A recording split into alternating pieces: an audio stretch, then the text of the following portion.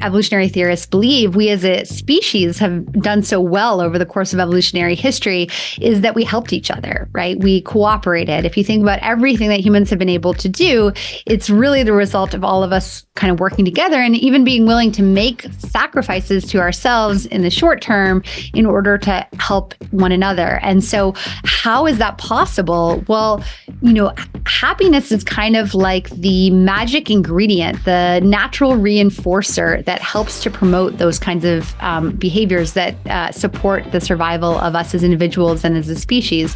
And so we believe, and we've found some evidence to suggest that happiness, that the good feelings that we get from giving to others provides a sort of critical step that helps to facilitate that kind of other-oriented behavior. Greetings, everyone, and welcome to Unleashed, the fastest hour on the internet, where every episode I'm joined by a best-selling author or accomplished leader who shares common sense leadership ideas, all in the name of helping you make a greater impact. I'm your host, Jeff Tetz. Most leaders feel their business could perform better. At Results, we help leadership teams achieve their bold visions by providing a unique system of accountability and ongoing coaching to create more predictable and successful outcomes. Reach out for a conversation at unleashresults.com.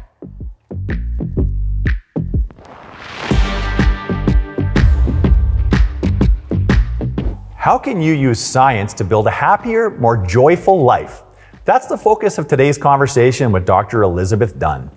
Dr. Dunn is a professor in the Department of Psychology at the University of British Columbia, where she conducts experimental research examining how time, money, and technology can shape human happiness. She's the co-author of Happy Money, The Science of Happier Spending with Dr. Michael Norton. Her work has appeared in top journals with 3 papers published in Science, and she's given talks at TED, PopTech, and TEDx.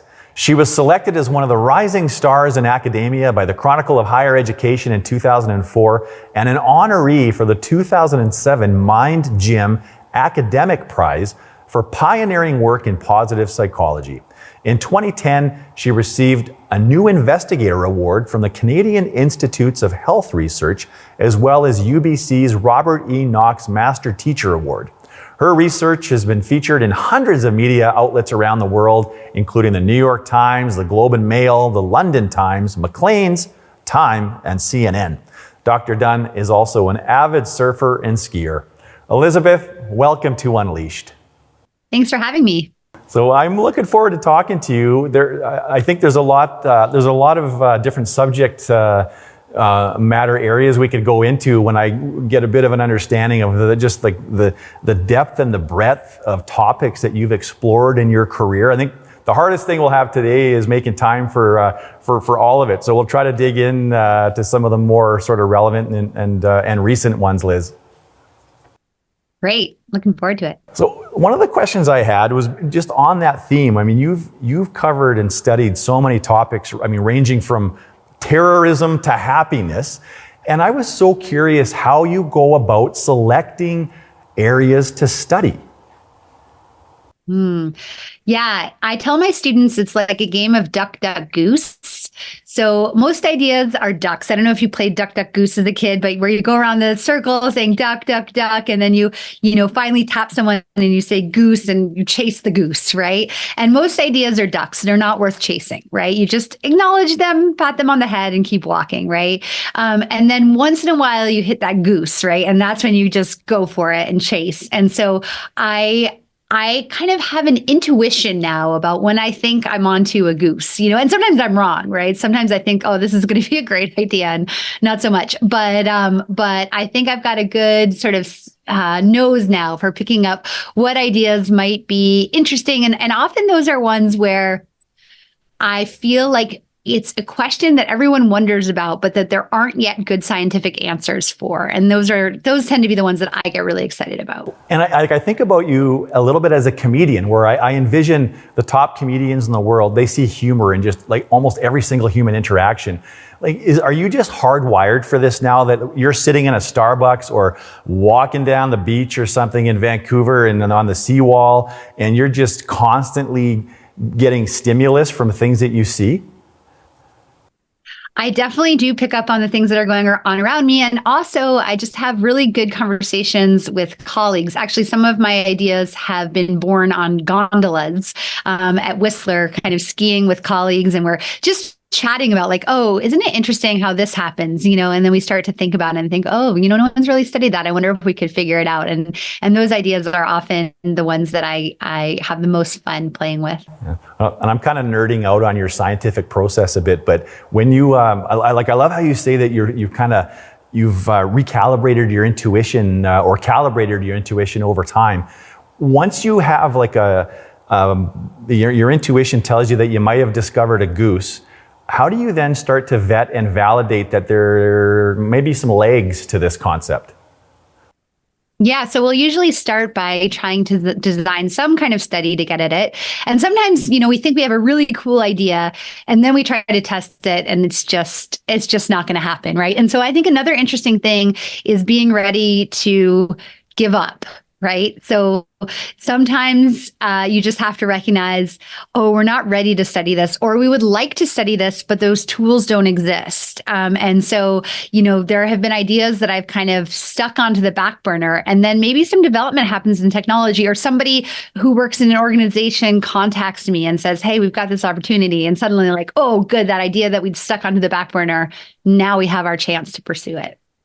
I had Annie Duke on the program a couple of times, and I don't know if you read the second book that she released a year and a half ago on the science of quitting, but it's I'm appreciating your field that you're hyper aware of the different biases that, like sunk cost bias is an example, that just keep us going down a path that might not be fruitful. Do you have some strategies in your own life to try to catch you from going too far down a path or a topic that might actually not be serving you like you thought it might? I think my primary strategy is just having different ideas that I'm pursuing all at once. And so I don't, if one thing isn't working out, I can abandon it without feeling like I've been abandoned. I have a chance to focus on something else and give up that idea without feeling like there's nothing interesting left to do. Oh, I love that answer. And the work that we do with leadership teams in mid-sized organizations kind of requires that they're experimenting as much as possible. But I think that's helpful because so often I think we get focused on doing one thing, that if we could try multiple things, whichever one's more successful, we can kind of latch onto that one. So I think that's really insightful. Now, one of the things you got drawn into then a number of years ago was this relationship between happiness and giving. How did that become an area you sort of became curious about? Yeah, so people think that I was always interested in giving, but really I started out just being interested in money. So I started making money for the first time in my life, really, like enough money that I, was well above the poverty line, basically. When I turned 27, I got my first faculty job. And, up to that point, I'd been in school, I'd been earning a PhD, and I really just had enough money to kind of survive. And now when I got my first faculty job, like suddenly UBC was putting money in my bank account. And it was more money than I needed to stay alive. And I was like, oh, this is interesting. I have this thing that I've heard adults talking about called disposable income. What do I do with this? And so that made me curious, what would the happiness literature say here? What I was inspired by was some previous work suggesting that kindness and generosity are good for happiness. People hadn't really looked at this in the domain of money, though. So I thought, well, gosh, if I use my disposable income to benefit others, would that actually be a really good source of happiness? And I just wanted the answer to this question. So that really began our line of research on giving and happiness. And that was one where, we did an initial study and found some exciting results. And then it led us down this whole path that has, gone in so many interesting directions from there. What's the state of the world from a more scientific standpoint, Liz? Is the world becoming more or less happy? Is there more or less joy from your vantage point? Because I think there's a lot of anecdotal conversation, I think, that's happening about that topic. But I would really love your perspective on what is the data telling us right now? Yeah, I mean, the data are complicated, to be honest. Like, there is some evidence. Certainly, there was some evidence of a dip in happiness during COVID. Then it looked like things got better. And so I would say, to my mind, there's not a really clear pattern that jumps out. And I think the other piece that is important is that, some people, through COVID, for example, was such a earth-shattering change in our everyday lives, right? And many people got less happy, not surprisingly. Other people got happier as a result of this pandemic, right? And made changes in their lives that actually made them better off. And to me, that's the really fascinating part. It's like, what are some individuals doing that actually changes their trajectories of their own well-being in this positive direction, especially even in the midst of a crisis? And Liz, how related are those observations? So the folks that have become happier through COVID, are they directly tied to the sort of the 5 characteristics that you pulled out of the research on happy giving and what that actually looks like? I mean, I would say we're still really making sense of these recent changes in happiness. It's something that science is going to take a little time catching up, I think, to really understand. Yeah. Okay. All right. So I think you did a good job outlining your experience of finally having some disposable income. And so you're looking on sort of what to do with this. And so we all, I think, can relate to the notion that spending money makes us happy, but there's a lot more at play here than retail therapy. And so you suggest that it matters how we spend our time and our money to generate the most happiness possible. And there's 5 things that were there. And I think it was, buy experiences, make it a treat, buy time, pay now but consume it later, and invest in others. And I was really curious if we could break each one of those down into tactical elements so people can actually start using those once they listen to this conversation. Yeah, for sure. So let's start with buying experiences. This is one that I think is pretty intuitive for most people once they hear it. So, but about a decade of research now shows that people get more happiness from buying experiences like trips, concerts, special meals than from buying material things, from, couches all the way up to houses. And so, one reason for this is that experiences feel like part of ourselves, right? They feel unique, they feel special, they feel connected to our whole sense of self. And this seems to help to explain why experiences are so emotionally resonant. And I think this probably applies, or it might apply for all of them. But what correlation is there to how much we spend on these activities? Yeah, it's tricky. It's not necessarily the case that more expensive experiences are always better, although we do see, on average, more expensive purchases tend to be linked to, more happiness. But I think one of the really interesting things is you could potentially spend the same amount of money, but get more joy out of that experience by just cultivating the sort of happy elements of it a little more carefully. Okay, well, what would some of those elements be?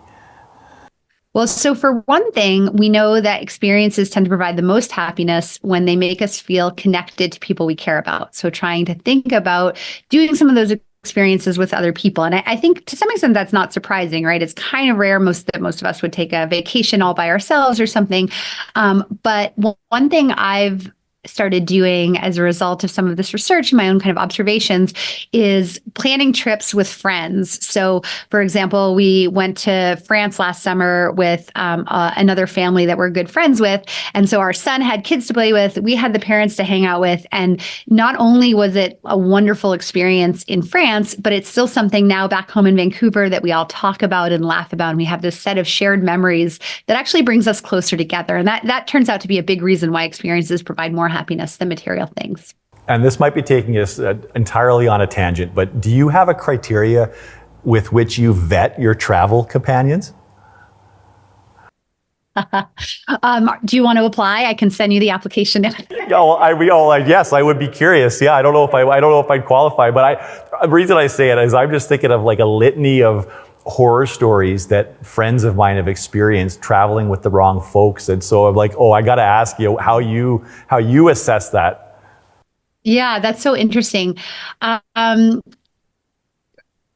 Well, there's a saying in psychology that bad is stronger than good, and summarizing like tons and tons of research with that simple sentence. And so, there is, if you have you're considering going with a family of four, and you love three members of the family, but one member of the family is just unbearable, I would cross them off, because bad is stronger than good. One sort of negative person there could more than cancel out those three positive people. So I think when we think about who to travel with, and we're typically traveling with another family, because it's so nice for, the adults to have some other adults and the kids to have some other kids.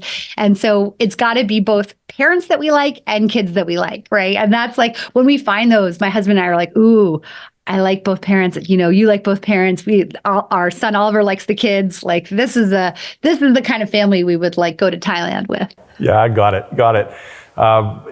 When it comes to the spending part, so I'm interested. Like, I found it interesting to hear you say that there actually is a bit of a correlation between how much we spend and the joy or the happiness it provides us. I was thinking it might have been the opposite of that, but is it less about like the total amount of money spent, and more important that it's like the percentage of disposable income we have? Like, is there anything in there that matters? And here's why I'm asking. I think there are instances in our lives where we are wise to challenge our comfort zones. And I think, like, for me, I'm a pretty frugal spender on certain things. And I wonder if folks like me that are more frugal, if there are some benefits to extending yourself just a little bit when you're not committed to the expense on an ongoing basis.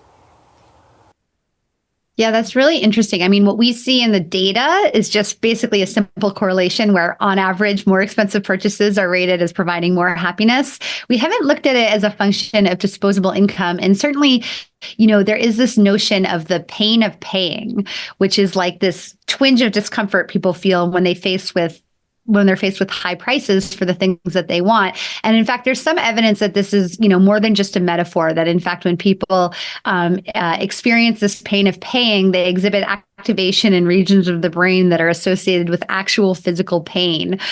So I don't know if you are going to pay more than you're comfortable with, or more than if you can financially handle it, but it just gives you that twinge of discomfort, that's where I think paying up front can be very helpful. Get that out of the way, so then that you can enjoy the vacation without that pain of paying kind of looming over you. Yeah, got it. So that's by experience is the first one. So do you want to go to make it a treat, the second one?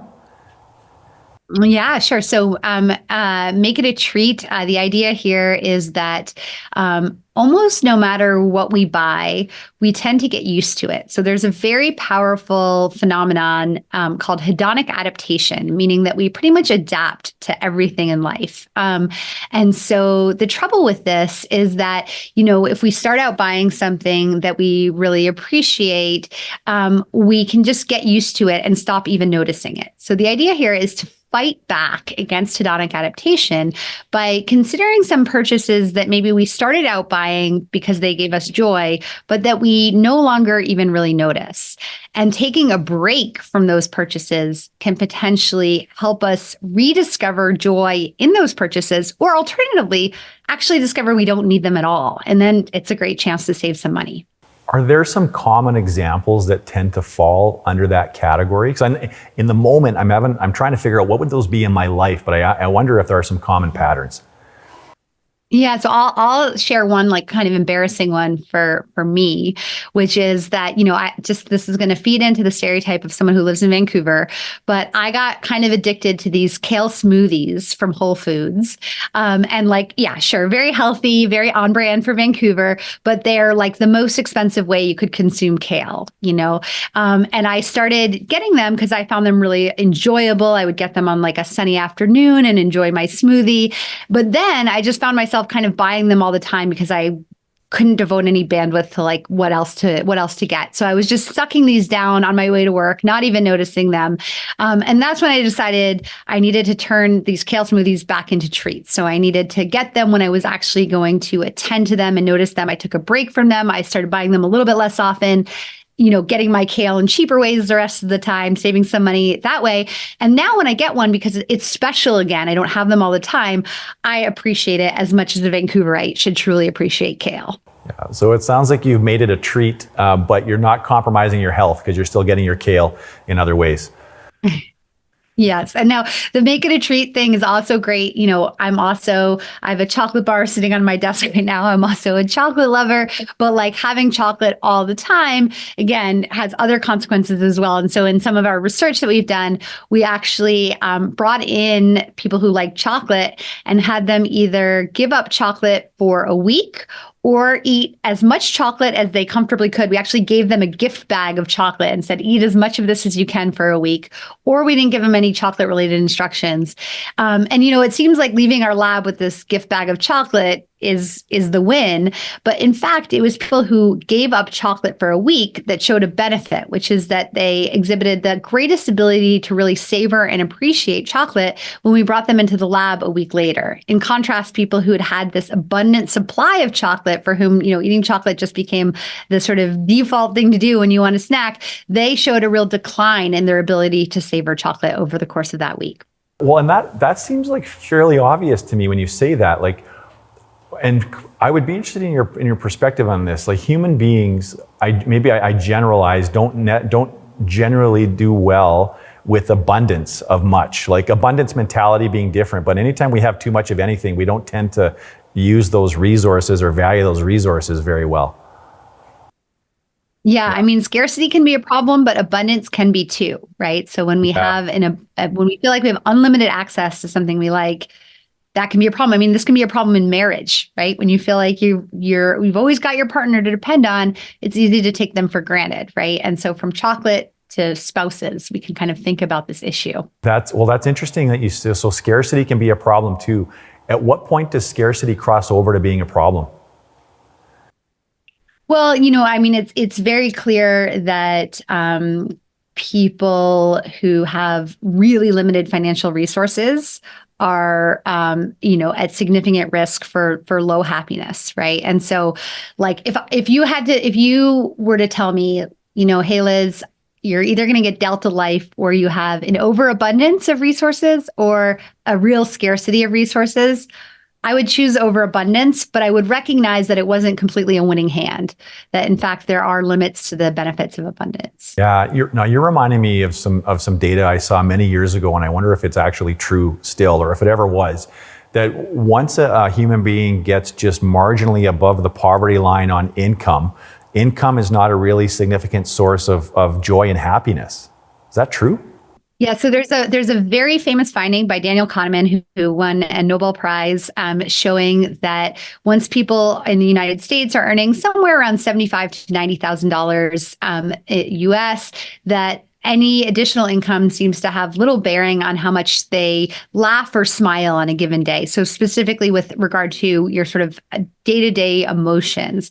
Now that has been challenged actually in recent years, and it seems like, if you give me another $200,000, I'll have a little bit more positive emotion and probably significantly less negative emotion on a typical day. But the effect is really, really, really small. And so, I think the message is really, if someone walks up to you and hands you a bunch of money and with no strings attached, you should take it. But if the trade-off is more like what people actually face in real life, which is like, oh, you have to decide between taking this money and having a lot less time, for example, then it becomes a different story, because the higher we rise in the income ladder, the less of an impact more money will have on our well-being. Okay, no, that's fascinating. So we've touched on two of the principles: buy experiences and make it a treat. Buy time is the third one. What does buy time look like, Liz? Yeah, so the idea here is that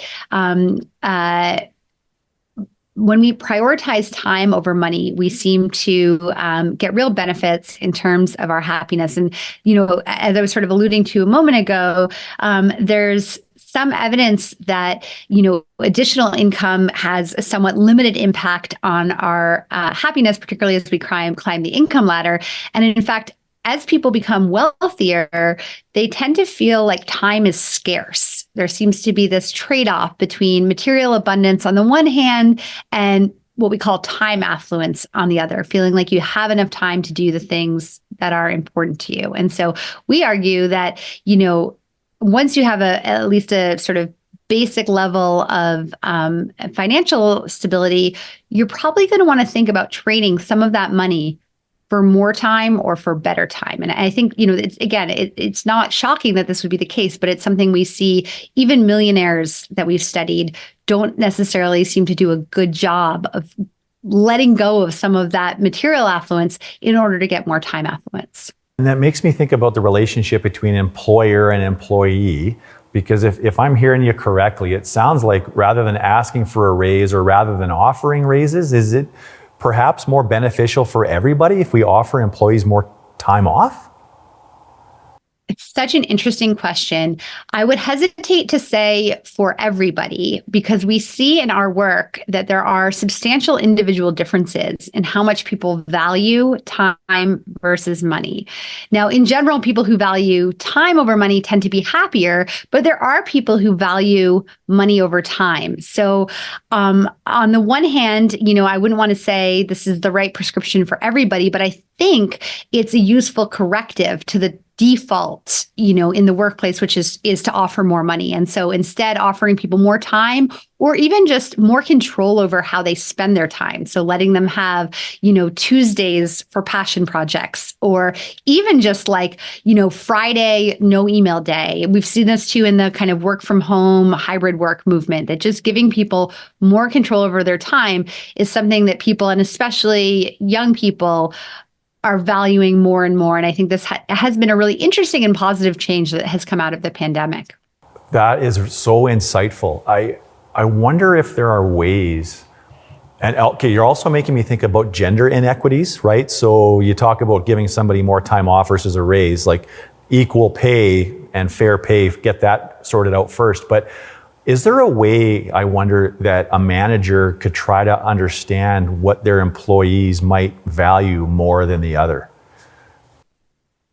Yeah, we've actually developed a very simple survey. It's literally one question, and it just presents people with sort of two scenarios and asks them to choose between them. And it basically kind of helps them mentally envision whether they prefer more time or more money. And so it's one question, 1 minute, and it can help people. And also just be as for managers, I think it could be helpful, but also for individuals themselves to just take that moment to reflect on it. And then to even say, is this something that, that we should be paying attention to and trying to tailor our compensation packages to fit what individuals want. And I think even just trying to do that exhibits a level of sort of care and personalized concern that people really value. Yeah, and sometimes I wonder if there's even a blind spot there for employees who they think they value get as much money as they can, but in reality they would get more, they would derive maybe more joy if they were forced to sort of take a little bit more time away. Hard to say, but yeah. That's a fascinating hypothesis. And if there's an organization out there that would like to test that, call me. I would love to do that experiment. It's really interesting. How big of a sample size would you need to make it representative? Well, the key thing is that you probably need about 200 people total. So, and give 100 some kind of time compensation, 100 some kind of financial compensation, and then that's enough people that you can compare it in a way that's going to be, statistically significant if it's the kind of effect we'd expect to see. I made a note of that to talk to you about that later. Okay, so one of the other principles is pay now, consume later. Seems like the opposite of a furniture warehouse. What does that one look like, Liz? Yeah, so this goes back to kind of the vacation example where if you, for example, splurge a little bit on the vacation, but you pay for it up front, then you can go enjoy it almost as though it were free. So this really stood out to me actually when I had a destination wedding in Mexico. We had all of our guests pay up front for their stay at this all-inclusive resort. And I overheard my friend Derek sitting by the pool saying, this mojito is so tasty because it's free. Now, it was not actually free. He had paid for his stay at the all-inclusive resort, but because he'd paid months earlier, he could enjoy the mojito as though it were free. And so this really allows us to enjoy even those splurges without that pain of paying kind of dragging us down. Yeah, I can identify with that one in the opposite, where I can know when I've enjoyed something but then had to pay for it afterwards. There's like it feels more expensive. It's even though like logically keeping your money in your bank account earning a little bit of interest seems like it would be a better financial thing. Cognitively, we don't experience it that way, do we? That's right. And I think, sometimes we try to pull apart the pain of paying from the pleasure of consumption by consuming first and then, maybe putting it on a credit card or something and dealing with it later. That can also separate, credit cards act as a kind of anesthetic for this pain of paying. So that can work too. But then we're stuck with this bill later on. The enjoyment's over. And so that ends up being a bad recipe for happiness. In contrast, if we pay up front, we still experience that pain of paying, but we experience it at the ideal time, which is when we're actually, handing over the money before the pleasurable experience. And so that can also help us put the brakes on spending a little bit. So taking, when you have to pay up front for something, that can keep you from overspending, keep you out of debt, which is not so good for happiness, and then enable us to enjoy that pleasure of consumption with it, having been paid for in the past. It's almost like somebody else paid for it when our past self paid for something. Do you have any insider knowledge that Interact has used that research for their ad campaigns? Oh, that's really interesting. Not as far as I know, and if I did know, I would have had to sign an NDA, so I wouldn't be able to say. All these big corporations, I sometimes wonder how intentional they are versus how I give them too much credit. But I wouldn't be shocked if they're aware of that research and they use it very deliberately in their advertising. Liz, what are some other ways that a person might be able to, I don't know if hack is the right word, or just incorporate the pay now, consume later into their daily regiment? Yeah, that's super interesting. I mean, I think, the debit card piece is interesting. So like keeping credit cards really just for emergency and putting everything into the debit card instead is just sort of a simple way to do it.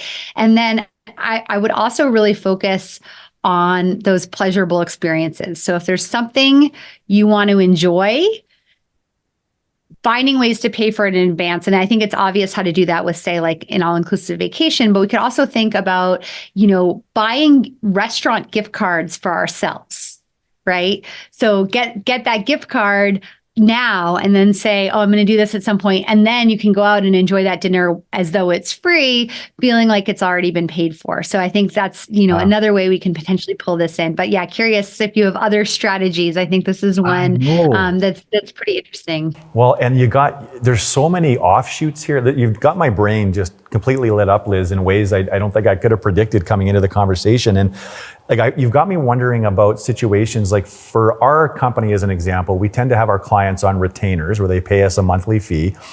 We deliver the services to them. Once in a while, we have clients that pay us entirely up front. It's rare, but I'm just wondering if there's anything to the notion that clients that pay us up front have more perceived benefit from our services.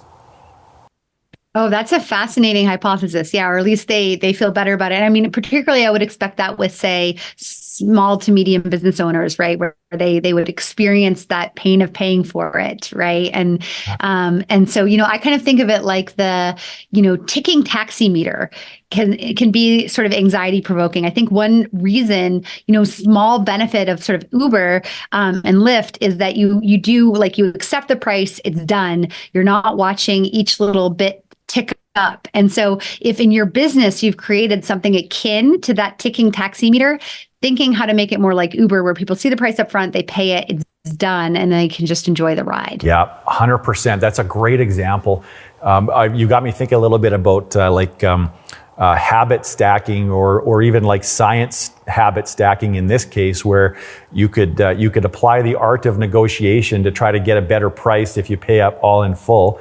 And then you're also kind of getting the benefit of the science of reaping the enjoy it after you've paid for it. So yeah, really interesting. The fifth principle. Oh, sorry, Liz, did you have something you wanted to say there? Oh, well, I'll just add to, like, we can, instead of just thinking about paying up front, we can also think about delaying consumption more. And that's not something people usually think of. Usually everything's about, like, ordering something on Amazon and getting it as fast as possible or whatever. But there can be benefits to delaying that consumption. So thinking about, making a restaurant reservation for 4 weeks from now, or planning a vacation 6 months in advance and getting all of that time to enjoy the anticipation. And then on the business side, sometimes, although of course there's typically a demand from customers to get stuff as quickly as possible, if it's a situation where you can't get the goods to the customer as quickly as possible, can you help them enjoy that anticipation of, like, this great thing that's coming? This is an interesting example, particularly when pleasurable things like, vacations or special experiences are being provided. Then providing those nuggets of, like, anticipatory joy is a great way to amp up the overall pleasure at basically no additional cost. And so the fifth and the final principle of giving in a smarter way is investing in others. What does that one look like? Yeah, so this is the one that's really near and dear to my heart, where a lot of my research in this area started. And so the idea is that we can actually get more joy from our own money by using it to benefit others rather than ourselves. And so this might include things like giving to charity, buying gifts for friends, treating somebody to dinner, lots of ways to do this. But what we see is around the world, and even in young children, using resources to benefit others seems to really pay off for our own well-being. Yeah, and I really identify with this one, and the way that you, it's a wonderful, I think that was the TEDx talk that you discussed how you got involved in charitable giving. Was it the TEDx one or was it the TED talk? The TED main stage talk. Yeah. TED one, yeah. And it was a great talk, Liz. And I really identify with that. And I've had some firsthand experience in some similar ways that you have. Is, prior to 2017, most of my charitable giving was larger organizations, and you give the money to a great cause, but don't necessarily, you generally kind of know the impact that they make, but not directly. In 2017, a group of us started a charity around the holidays where we actually invite just community members to come and make meals, and then we deliver them to people that are experiencing homelessness, and hot soup and freshly baked cookies, and directly to the people that are experiencing, and the impact to the community members that need that food has been phenomenal to see that. But the thing that I never would have expected is this groundswell of support for the initiative. And I think you've helped clarify why it's like a grassroots initiative. We've never asked for a cent of money, but we've raised like hundreds of thousands of dollars. But we don't have a fundraising department, right? And I think what you've made me realize is that the word of mouth spreads so quickly because people are so moved by the chance to interact with folks that they normally might not. That's a beautiful, like, instantiation of everything that we've discovered sort of scientifically, that, what I'm hearing you say is that you have this direct contact with people that you're helping, and you can really see the difference that's being made, even in this small way of, like, having, a hot meal.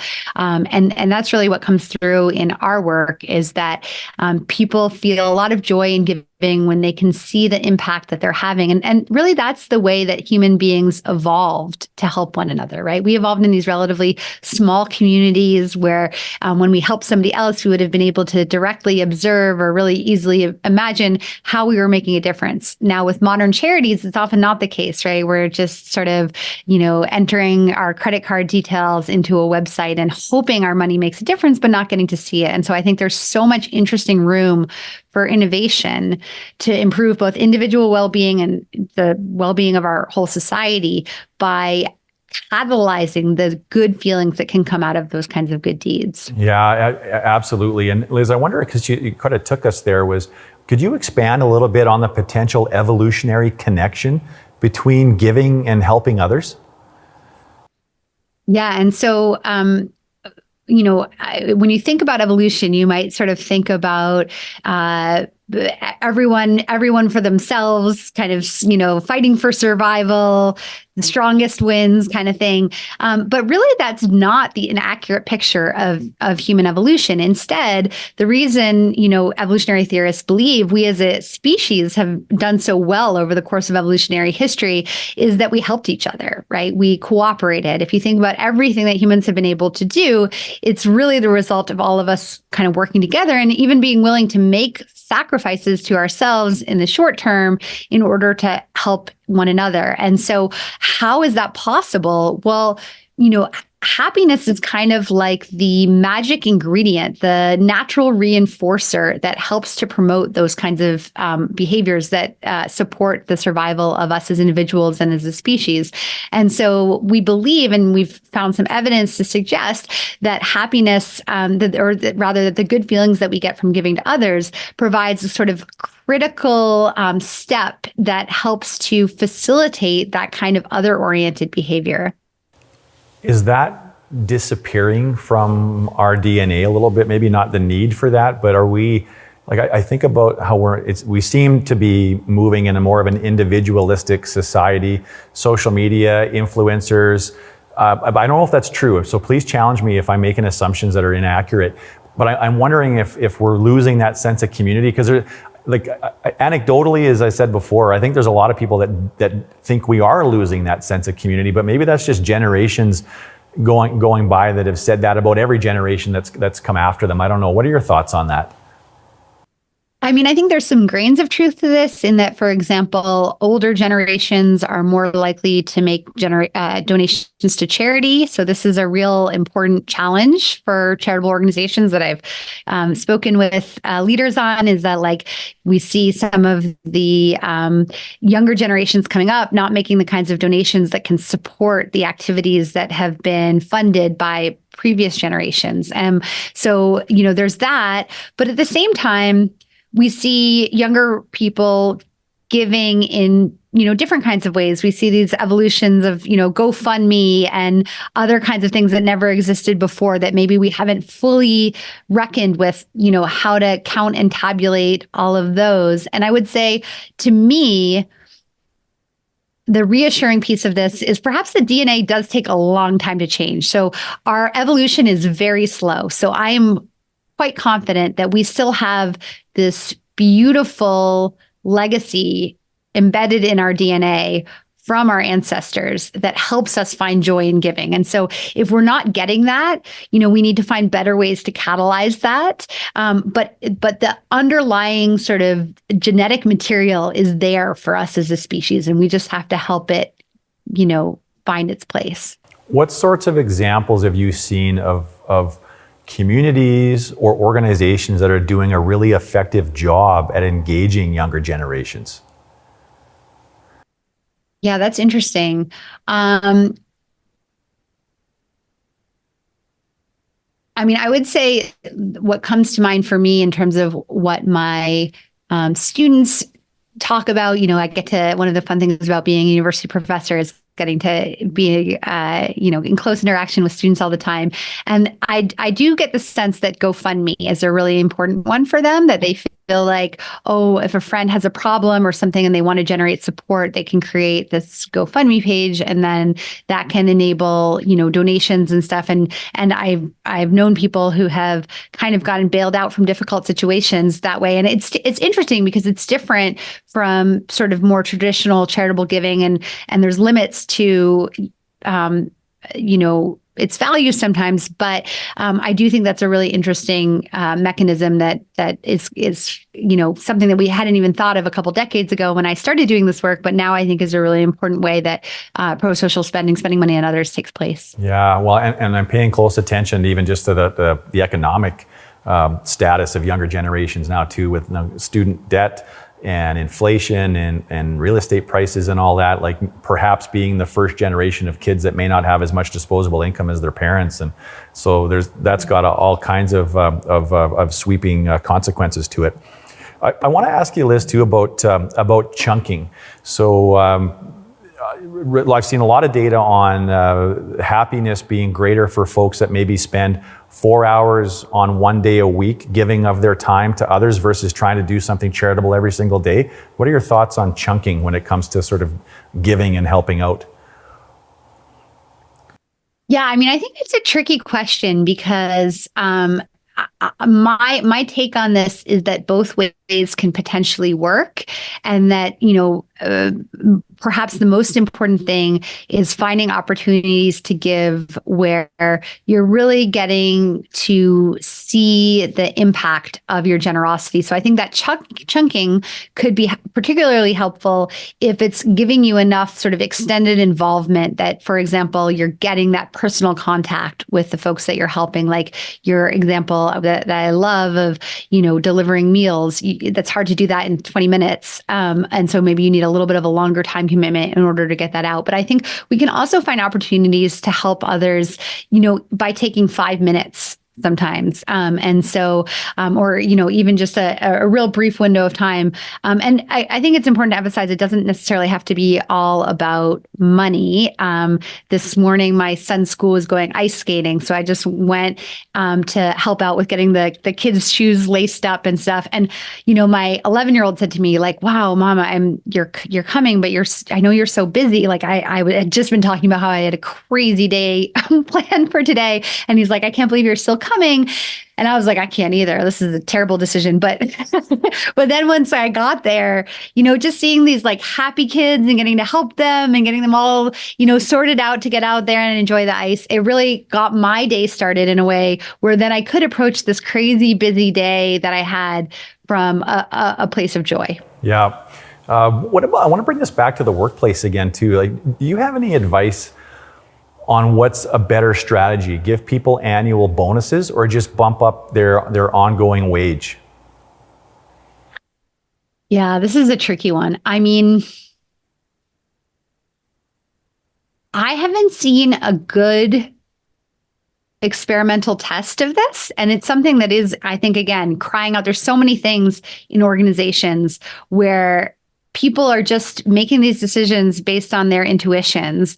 And it would be so powerful to have an experimental test of this idea where, for example, you randomly assign people maybe in different offices of a company or something to get an annual bonus versus get a sort of monthly increase. And so I would really want to see that kind of test before I made a strong statement about this. But my hypothesis would be that the bonus is better because we notice it more. When, if you get $200 more per month, it just sort of slips into your bank account and we adapt to it really easily. In general, hedonic adaptation, this where we adapt to whatever we've got, is such a powerful force that I think as sort of a burst of good fortune that maybe we couldn't 100% count on could be really powerful. I would also hypothesize that should be particularly true at the higher rungs of the income ladder.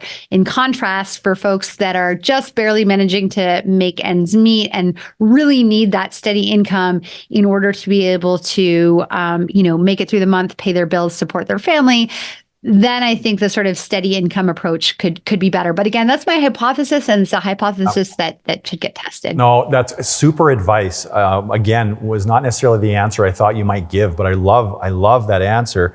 And I think if somebody, there's a book out there for somebody, Bonuses Without Entitlement, I think would be an interesting read, because I have enough sort of exposure to companies that really battle the entitlement of their employees, saying that no matter what's happening in the business, no matter how I'm performing, I just get this annual bump, and that's just the way it is. So, yeah.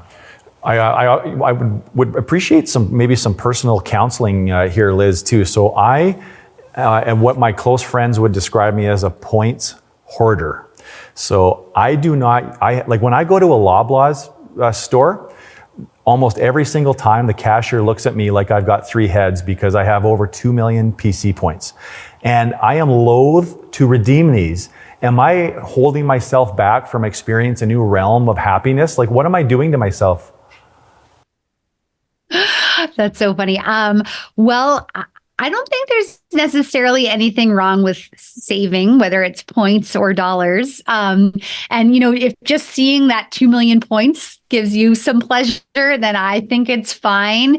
But I would say if you are a points hoarder, then thinking about where to spend those points is a good idea, right? So in particular, I think points create this feeling of free, right? And so if there's something you'd like to have, but the pain of paying would drag down the pleasure of consumption for you, that's a great place to spend those points, because if you can sort of loosen your hold a little bit on those points, at least it's not actual money you're giving up, and maybe a chance to enjoy it for free. I also find this, with buying gifts for others, is sometimes it does feel a little bit easier to treat somebody else, or if you found, know a family in need, to buy a whole big grocery cart of stuff for them at the holidays with those points could be a pretty neat way to use them. Yeah, and I used to literally say this to people before 2020, was that I'm saving them for a time where there's like some kind of global catastrophe, and then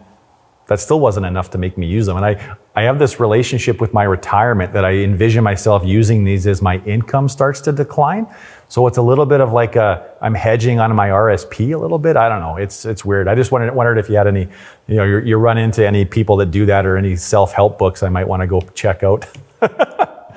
So Liz, this is great. And I think very easy to apply this to our own sort of individual lives. From a workplace perspective though, I just wonder what kind of maybe high-level advice or tips you might have for business leaders to say, here's how you can take these 5 principles and maybe adopt them into your workplace for some employee benefit.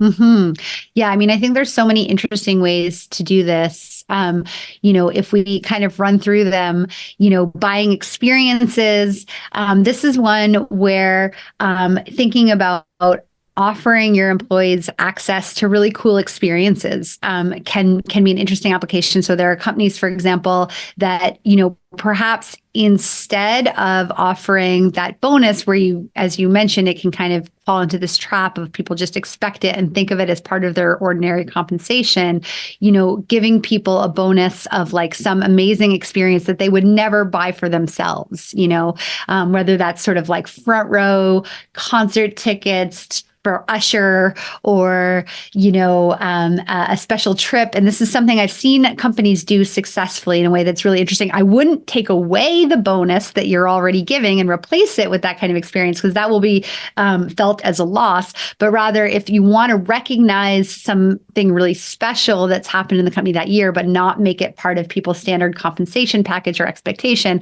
I think that exceptional experience is a really interesting way to do it. Yes. And you just made me realize that one of the most memorable special things that anybody's ever done for me at work is back in 2015, the partners at the time of our business gifted me a couple of tickets to go down and see the New England Patriots play the Denver Broncos.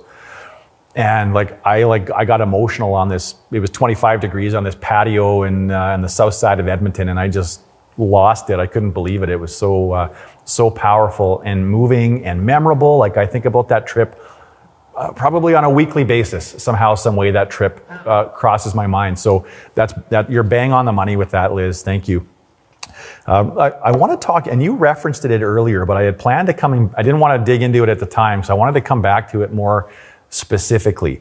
But one of the talks that you gave was around how we value our time. And This is such a relevant topic because I don't know anybody right now that feels like they have an abundance of time. And you were suggesting at the time that we have a lot more time than we think. Can you please explain?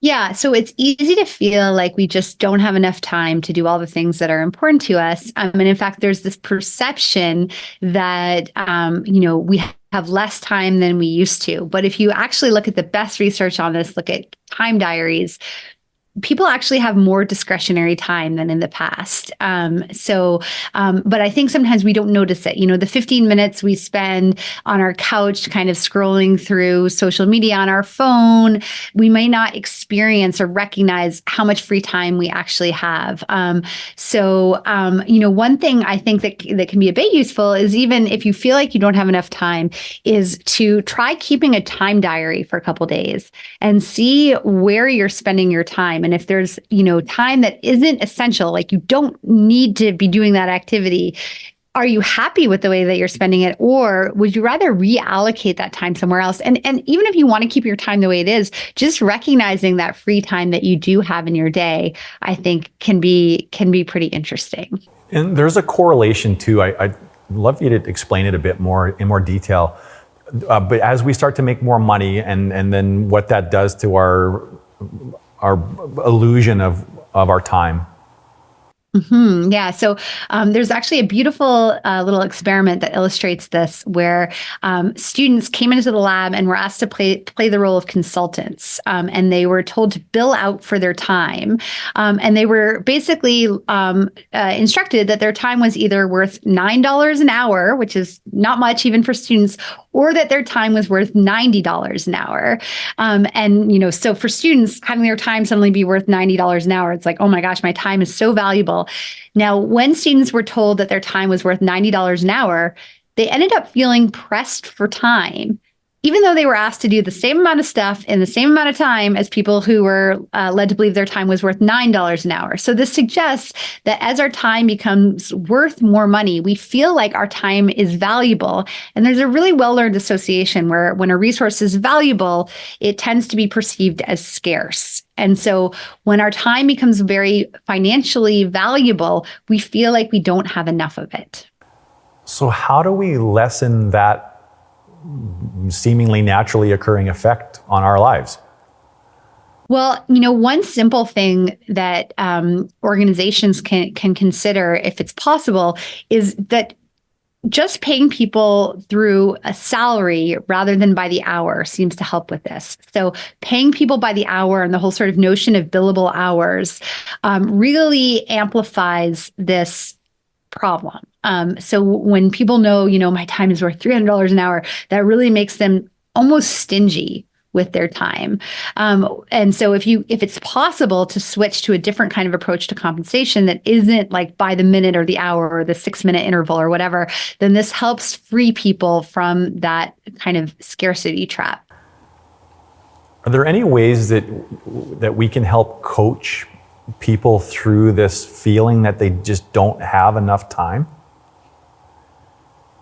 Yeah, one of the surprising strategies is actually to get people to give away some of their time. So there's a little bit of evidence that when people volunteer their time, they actually feel like they have more of it. And the idea there is that if I have enough time to give away some of my time, things must be okay. And, as I said, I was volunteering with my son's ice skating field trip this morning, and I started the day feeling so pressed for time. And then I went and gave my time away for free and actually left feeling like, oh yeah, I've got this. I volunteered at my kid's school. I've got enough time to do the things that matter. And again, it's a bit counterintuitive, might not work for everybody, but I think it's an interesting approach to try. Is super interesting. And I think the last question I have on time, but this one comes up a lot, is that it seems like time is passing faster than ever. And I think that younger people are saying that now. I'm used to this being relegated to old person coffee shop conversation or something, because the percentage of our life is smaller, so it passes faster or something like that. What's your thoughts on the perception of how time is passing for people these days? Yeah, I have the same intuition Um, I believe there is. I haven't seen any evidence on how this evolves across different generations, but as individuals get older, they do tend to perceive time as passing faster.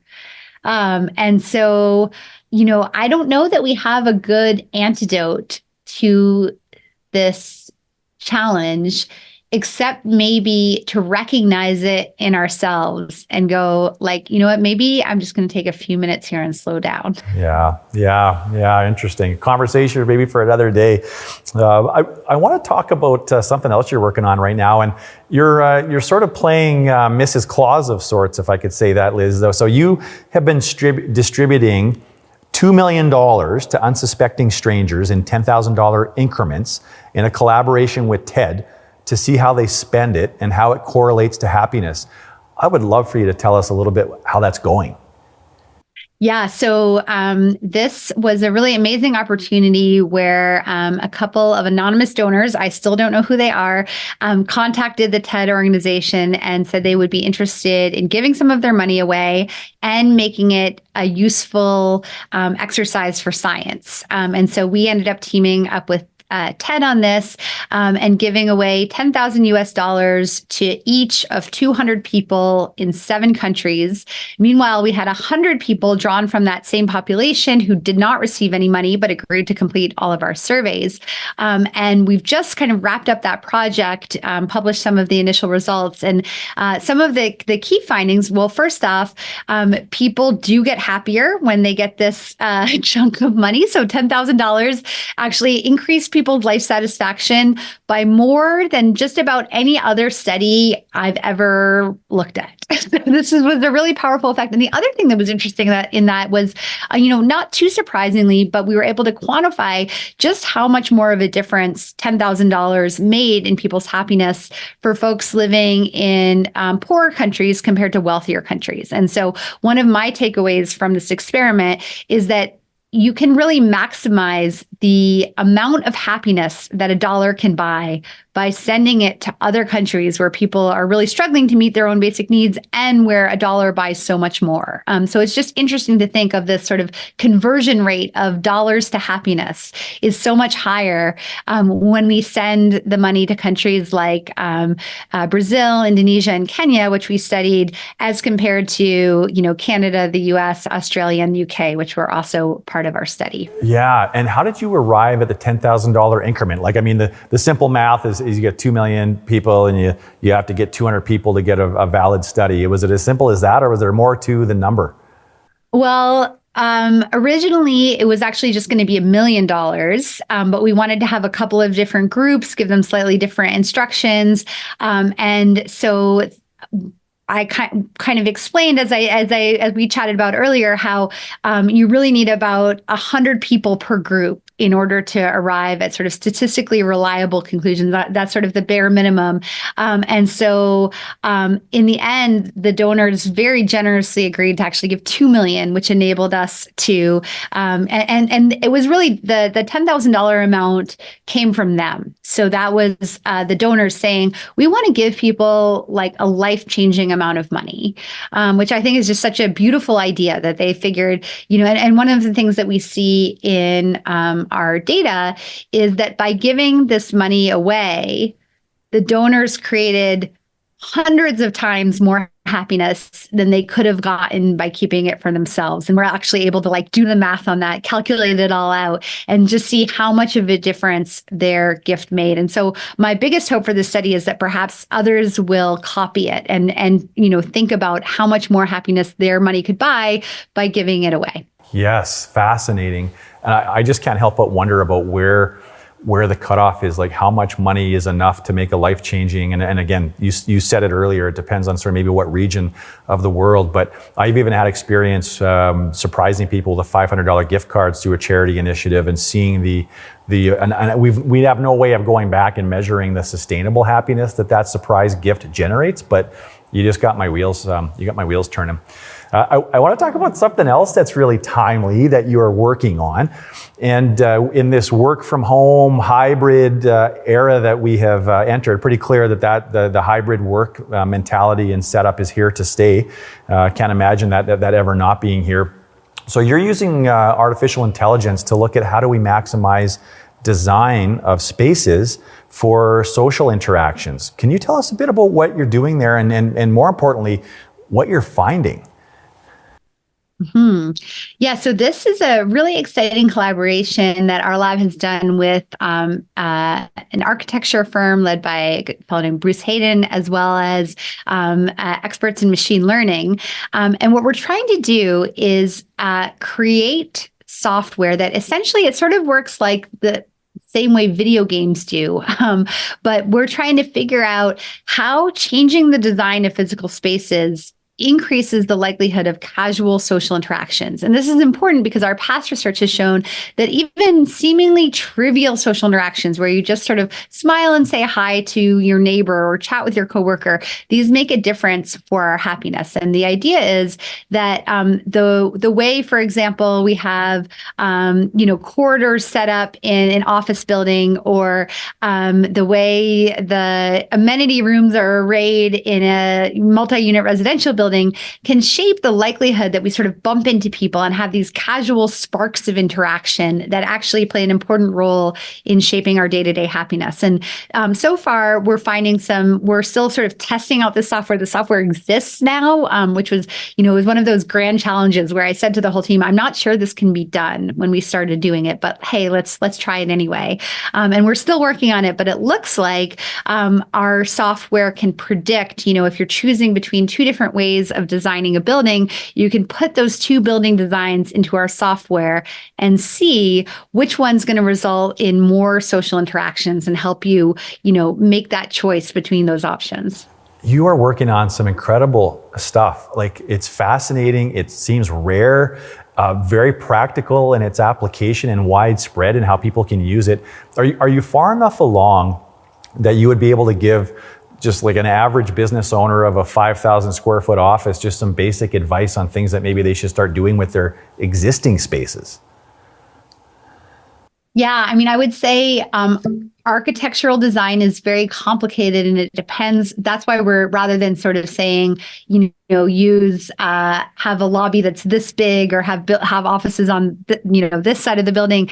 It's more about putting in the whole plan. But I would say, I'll give one more sort of anecdotal example that I noticed recently. I was visiting another university giving a talk, and I was walking through their psych building, and their new psychology building is just beautiful, beautiful set of office space, gorgeous. But the corridors are very narrow.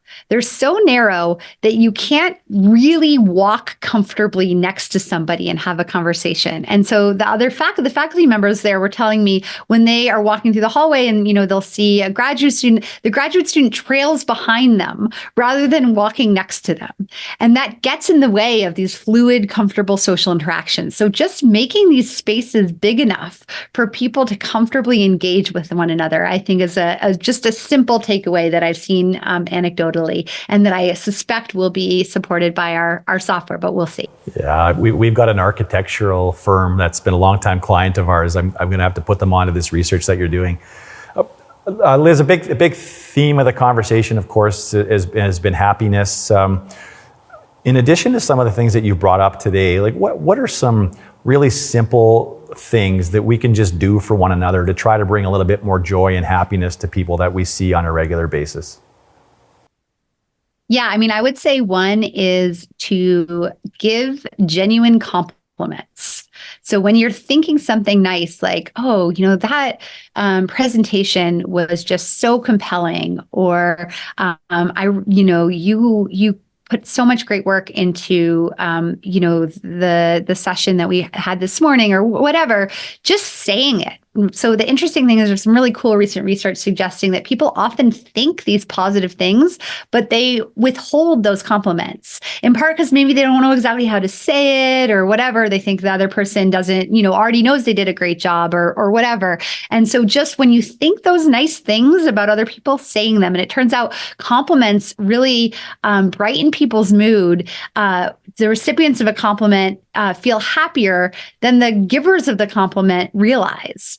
And so it's just a little free gift we can give to other people that I think, that's something it's a pretty new finding that I've been trying to integrate into my own daily life. Yeah, what a fantastic tip.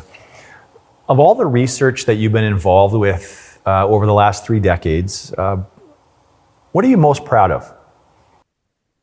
Ooh, that's a tough one. I think for me, the what I'm the most proud of is not actually any of the findings, but the people. So one of the great joys of being a faculty member is that I get to supervise graduate students who go on to have their own wonderful careers. And I was recently at a conference in our field and just getting to see all of them. They were standing up and giving their own talks on their own, budding lines of research. And it was really those people that I felt so proud of and happy to have been a part of their trajectory. And I think that's maybe an interesting takeaway too for happiness. In the end, it's maybe not what we accomplish, but all of the people that are part of it and that we help along the way. Yeah, and at risk of the answer being similar, I'm still going to ask you this last question. I think your research has helped change people's lives and will continue to do that. And as more people discover the work that you're doing, I think it's really phenomenal. But of all the people's lives that you've changed, I was curious, how has this changed yours? I would say I definitely think more carefully about the decisions that I make and their sort of ramifications for happiness. And I will say, I don't think I do this perfectly all the time, but I do prioritize my friends, my family, making time to go off and have, amazing experiences. And, also making sure I find opportunities to give back and give to others. And I think, those little changes really do make a difference for my happiness. Yeah, Liz, you have had so many wonderful answers here today. I have really enjoyed speaking with you. You're so genuine and down to earth and insightful, and you're good at handling curveballs of questions that you might not have been expecting. And you seem like the kind of person I would just love to spend the day with at Starbucks and at a restaurant, and again walk in the seawall just to see what your brain is picking up to that the average person who hasn't been spending their time in the research like you have wouldn't pick up. So thank you so much for being here today. It's been such a pleasure. Where can people find you on the World Wide Web? Well, we try to make all of our publications freely available as much as possible. If you just Google my name, Elizabeth Dunn, UBC, pretty easy to find. I'm also on Twitter and Blue Sky at Dunn Happy Lab. Beautiful. Liz, thanks again for being here today. What a treat. All right. Great to get a chance to talk to you. Thanks for having me. And thanks for joining us, everybody. Until next time, be well. If you enjoyed this episode and found it helpful, don't forget to give us a 5-star rating and subscribe to our YouTube channel or wherever your favorite podcasts are found. And if you're part of a leadership team and you just know that your organization is capable of even better performance, please reach out to us at unleashresults.com for a conversation and to learn more about how we might help unleash the potential of your team and organization.